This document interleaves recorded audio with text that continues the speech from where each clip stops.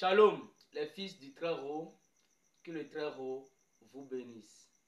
Alors, mon sujet aujourd'hui, je l'ai intitulé La manifestation des fils et filles de Dieu.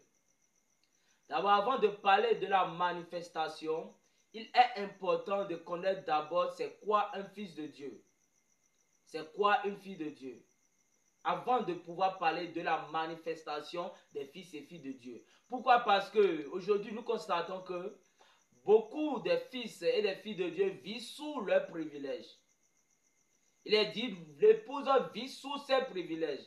Or, si tu comprends réellement ce qu'est un fils de Dieu, ce qu'est une fille de Dieu, alors tu ne pourras plus jamais vivre sous tes privilèges, mais tu vivras désormais selon tes privilèges. Donc, qu'est-ce que c'est que fils de Dieu? Suive la vidéo jusqu'à la fin. Si tu n'es pas encore abonné à notre chaîne Royaume Messianique, abonne-toi pour ne pas manquer nos prochaines vidéos. Shalom. Les trésors cachés, les richesses enfouies, afin que tu saches que je suis l'Éternel qui t'appelle.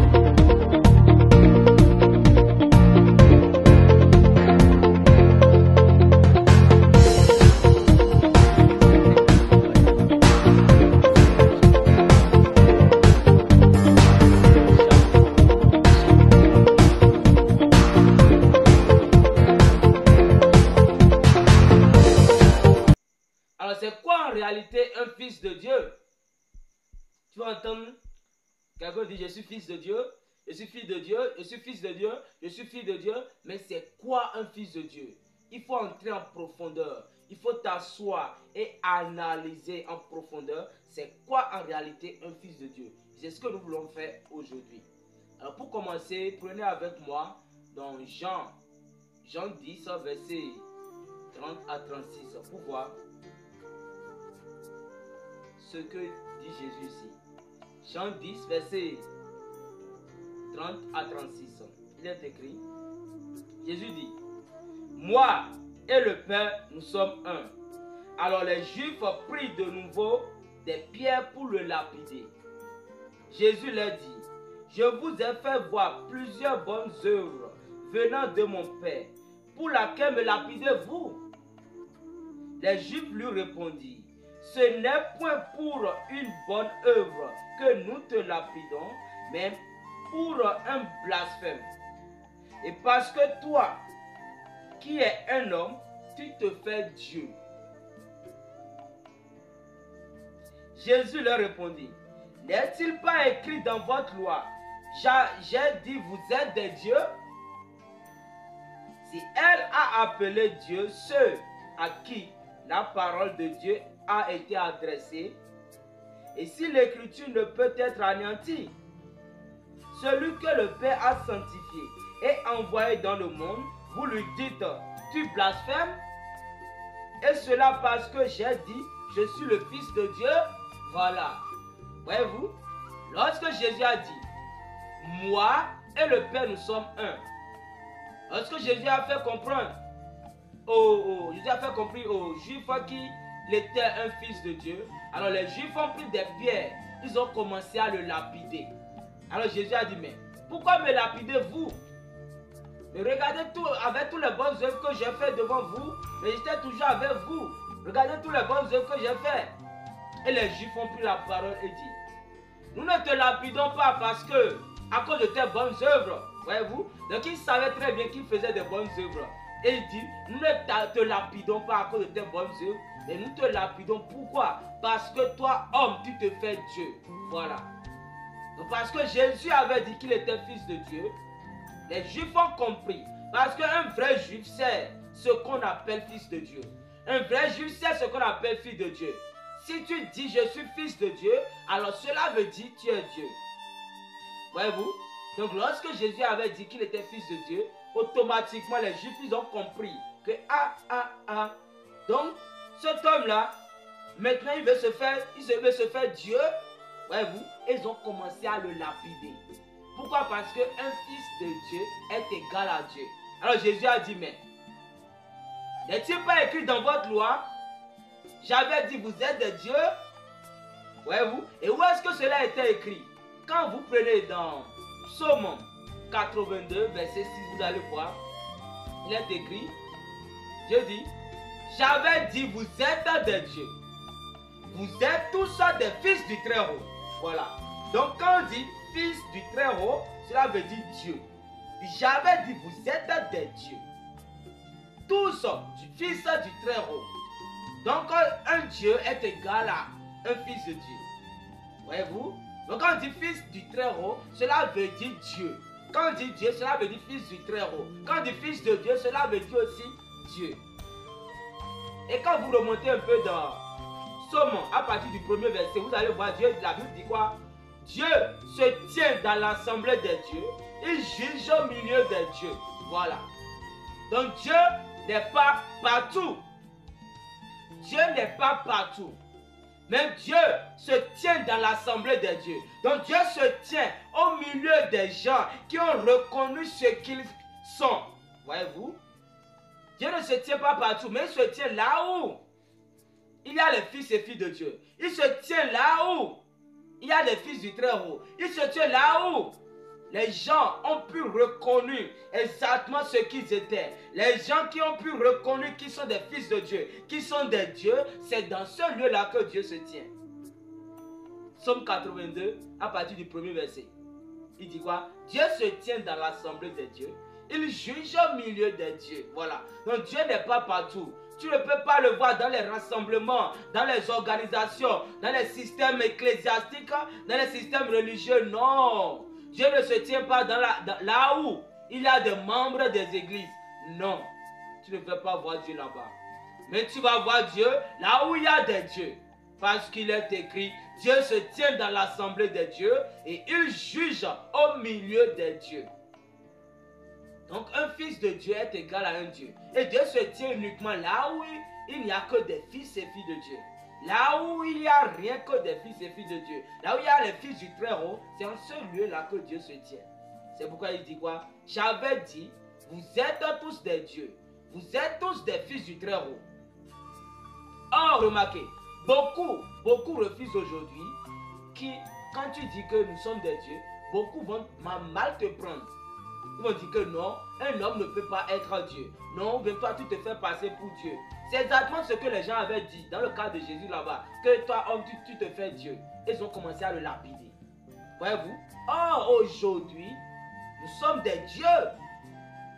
Remarquez, quand même nous retournons à l'origine, dans Genèse 1, 26, il a dit quoi? La Bible, Dieu dit, faisons l'homme à notre image et selon notre ressemblance. Voilà. Dieu pour créer, il regarda dans le néant et il a parlé. Il a parlé dans le néant. Et tout est venu du néant. Mais pour créer l'homme, il parla à lui-même. Créons l'homme, faisons maintenant l'homme à notre image, selon notre ressemblance. Alors, une image c'est quoi? Une image c'est quoi? C'est-à-dire c'est la représentation identique de la même chose. La photocopie. C'est-à-dire le projeter, voilà. Le projeter. Donc Dieu s'est projeté sur la terre. Il s'est photocopié lui-même sur la terre. Et tu viens directement de ces gemmes. C'est ça une image. Et la ressemblance c'est quoi? La ressemblance c'est la conformité approximative. Voyez-vous, la conformité approximative. Une copie exacte. Sans défaut. Il n'y a pas de défaut, c'est-à-dire il n'y a pas de différence. C'est toujours la même chose. Remarquez, je prends un exemple. Quand vous prenez l'eau de la mer dans un récipient, mais dans un verre, et vous l'amenez chez vous à la maison. Alors vous prenez les appareils pour étudier l'eau, pour voir les composants qui composent l'eau. Vous verrez que si vous avez trouvé 16 composants dans cette eau qui est dans le verre ici, et vous allez au bord de la mer là-bas, vous mettez les appareils pour chercher les composants qui sont dans l'eau de la mer là-bas, vous allez retrouver encore les 16 composants là-bas. Donc, si cette eau est composée de 7 composants ou de 10 composants, lorsque vous irez vers l'eau de la mer là-bas, vous allez trouver aussi les 10 composants. Pourquoi? Parce que cela ne change pas. Le fait d'enlever l'eau de là-bas et puis l'amener ici, cela ne change pas. Les mêmes composants qui sont dans l'eau de la mer, vous allez les trouver dans les mêmes composants qui sont ici aussi. C'est ça. Donc les mêmes composants qui composent Dieu te composent. Si Dieu se compose de 7 éléments, ou Dieu se compose de 21 éléments, alors toi aussi tu te composes. Alors toi aussi tu es composé, voilà. Tu es composé aussi de ces 21 éléments. C'est-à-dire il n'y a pas, tu ne peux pas le disassocier. Les mêmes éléments qui se trouvent là-bas, c'est les mêmes éléments qui se trouvent ici. Bien que ici c'est en partie, bien que ici n'est pas dans toute la plénitude, voyez-vous, bien que c'est une petite portion qui est ici, mais cette petite portion-là peut faire exactement les mêmes choses que la grande source là-bas peut faire. Donc il n'y a pas de différence, voyez-vous. Donc tu viens directement des germes de Dieu. Tu viens directement des germes de Dieu. Il n'y a pas de différence. Il n'y a pas de débat, non. Quand on dit tu es fils de Dieu, c'est-à-dire tu es un Dieu sur la terre. Remarquez, quand nous quittons encore l'Ancien Testament et nous venons dans le Nouveau Testament, la Bible dit quoi? Tout ce que Dieu était, il a déversé en Christ. Tout ce que Christ est, il a déversé dans l'Église. L'Église grande, c'est-à-dire l'épouse. Voilà. Assieds-toi pour analyser tout ce que Dieu était. C'est-à-dire toute la puissance de Dieu. Toute l'autorité de Dieu. Dieu dans toute sa grandeur. Il avait déversé toute cette autorité en Christ. C'est pourquoi Christ avait l'autorité sur toutes les démons. Il avait l'autorité sur toutes choses ici sur la terre. Et cette autorité, Christ n'est pas allé à quelque part avec cette autorité. Mais Christ a déversé toute cette autorité dans l'épouse. Alors si tu te dis épouse de Christ, si tu te dis fils de Dieu, et tu n'as pas l'autorité qu'avec Christ, alors tu dois te poser la question. Tu dois t'asseoir et analyser. Mais qu'est-ce qui ne va pas? Voyez-vous, tu dois te demander. Mais si je suis l'épouse de Christ, mais pourquoi les œuvres qui avaient accompagné Christ, l'autorité qui avait accompagné Christ, la puissance, la domination qui avait accompagné Christ ne m'accompagne pas? Tu dois te poser la question. Tu dois te poser la question pour comprendre. Pourquoi? Parce que tu viens directement des germes de Dieu. Et remarquez, je prends encore un autre point. On ne devient pas fils de Dieu, mais on est né fils de Dieu. Voilà. On ne devient pas fils, mais on est né fils. Quand tu es né, remarquez, tu es né dans une famille. N'est-ce pas? Alors lorsque tu es né, automatiquement, tu portes le nom de cette famille. Tu portes le nom de ton père. Donc tu ne deviens pas fils. Mais lorsque tu es né, automatiquement, tu es fils. Pourquoi? Parce que tu viens des germes de ce père-là. Toi, tu es né dans cette maison et tu viens du germe de ce père-là. Alors, on peut t'appeler fils. Voyez-vous? Donc, on ne devient pas fils, mais on est fils. On est né fils de Dieu. On est né fille de Dieu. Pourquoi? Parce que Dieu nous avait créés en son image et en sa ressemblance. Et nous sommes son germe. Alors, lorsqu'il nous a mis au monde, il nous a mis au monde étant un fils. Il t'a mis au monde étant une fille de Dieu. Il t'a mis au monde étant son fils, étant son représentant sur la terre. Pour faire quoi? Pour pouvoir dominer sur tout l'empire du monde. On ne devient pas fils de Dieu, mais on est né fils de Dieu. Donc tu es né fils de Dieu. Tu es né fille de Dieu. Prenez avec moi dans Galates 3, 26. Il est écrit quoi? La Bible dit, car vous êtes tous fils de Dieu par la foi en Jésus-Christ. Donc si tu dis que tu crois en Jésus-Christ, si tu as la foi de Christ, alors tu es fils de Dieu. Tu ne deviens pas, même tu l'es. Tu es né étant fils de Dieu. Quand on part à l'origine dans Genèse 1, 26, là-bas, tu es né étant un fils. Tu es né étant une fille. Tu ne deviens pas, non. Mais tu es né étant déjà un fils de Dieu. C'est pourquoi vous allez voir dans Galates 4, à partir du premier verset, la Bible dit Or, aussi longtemps que l'héritier est enfant, je dis qu'il ne diffère en rien d'un esclave, quoiqu'il soit le maître de tout. Voilà. Et qui est héritier? C'est le Fils de Dieu qui est héritier. C'est la fille de Dieu qui est héritier. Aussi longtemps que l'héritier est enfant, c'est-à-dire aussi longtemps que tu n'as pas encore pris conscience que tu es un fils de Dieu, que tu es une fille de Dieu, et que fils de Dieu égale à Dieu, et que c'est toi qui dois dominer sur tout l'empire du monde, tu es encore enfant. Voyez-vous? Il dit quoi? Aussi longtemps que l'héritier est enfant, je dis qu'il ne diffère en rien d'un esclave, quoi qu'il soit le maître de tout. Donc, aussi longtemps que l'héritier, toi qui es fils de Dieu, qui dois être héritier, aussi longtemps que tu n'es enfant, que tu es enfant, tu ne diffères en rien d'un esclave.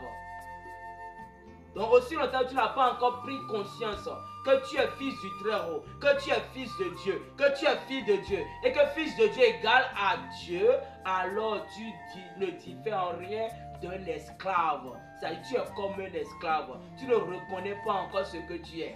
C'est pourquoi Jésus avait dit, vous connaîtrez la vérité et la vérité vous affranchira. Seule la vérité affranchit. Et la vérité est venue à l'ouverture des sceaux. Donc lorsque tu connaîtras la vérité, lorsque tu connaîtras ta position, que tu n'es pas esclave, mais que tu es fils de Dieu, mais que tu es fille de Dieu, et tu es appelé à dominer sur tout l'empire du monde, alors tu es héritier. Et on ne peut pas parler d'héritier sans héritage. On ne peut pas parler d'héritier sans des biens sur lesquels tu dois dominer. Si la Bible dit que tu es héritier, alors tu as des biens sur lesquels tu dois dominer. Et il est écrit, nous sommes appelés à dominer sur les oiseaux du ciel, sur les bétails, sur les poissons de la mer, sur tous les reptiles qui rampent sur la terre et sur tout ce qui se meut sur la terre. Donc nous sommes le maître de tout le monde, de tout le cosmos. Nous sommes le maître de la création. Et c'est à nous de dominer. C'est à toi, fils de Dieu, à toi, fille de Dieu, est un héritier de dominer sur les biens de ton Père. Et les biens de ton Père, c'est le monde cosmos. Et il a créé ce monde, il t'a amené ici pour pouvoir dominer sur le monde. C'est pourquoi Frère Branham dit, tu es appelé à dominer, nous sommes appelés à dominer sur tout l'empire du monde. Voyez-vous? Et quand donc l'esclave, c'est l'enfant qui n'a pas encore pris conscience de ce qu'il est. Et le fils, c'est l'âme. C'est ton âme à l'intérieur de l'intérieur là-bas. C'est lui qui est fils. Et c'est cette âme-là aussi qui est héritier. Et c'est ton âme-là qui est l'épouse de Christ. Pourquoi? Parce que dans Genèse 1 là-bas, c'était ton âme-là qui était créée. C'est-à-dire ta théophanie. Et quand je prends aussi d'un autre côté, esclave là aussi veut dire ta chair. Voyez-vous? Il dit quoi? Aussi longtemps que l'héritier enfant, je dis qu'il ne diffère en rien d'un esclave, quoiqu'il soit le maître de tout. Donc, l'esclave de notre côté, c'est ta chair. Voyez-vous là, il est écrit quoi? Tu as quitté la poussière et tu retourneras à la poussière. L'esclave, c'est ton corps, c'est ta chair. Mais le fils, l'héritier, c'est ton âme qui est à l'intérieur de l'intérieur. Il est écrit, l'esclave ne demeure pas toujours dans la maison, voilà, mais le fils il demeure toujours. Dans Jean 8 là-bas, il est écrit, l'esclave ne demeure pas toujours dans la maison, mais le fils il demeure toujours. Et l'esclave c'est ton corps que tu vois là, c'est ce corps-ci, c'est lui qui est l'esclave. Et il ne demeure pas toujours dans la maison, il n'est même pas créé dans la maison, voyez-vous. Lui il a quitté ailleurs. Dans Genèse 2, lui n'est pas créé à l'image de Dieu. Il est créé à l'image de la terre.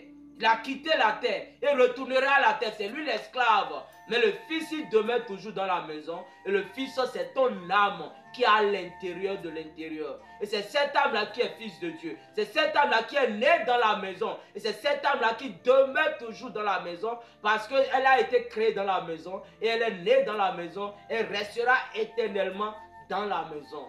Donc c'est ton âme à l'intérieur qui est fils de Dieu, c'est ton âme à l'intérieur qui est héritier, et c'est ton âme à l'intérieur qui doit prendre conscience qui n'est pas un être humain, qui n'est pas simplement le corps, mais qu'il est un Dieu amateur, un Dieu qui doit être le maître de toute la création. Alors pour terminer, je vais prendre encore dans Galates. Prenez avec moi dans Galates 4, verset 7. Dans Galates 4, verset 7.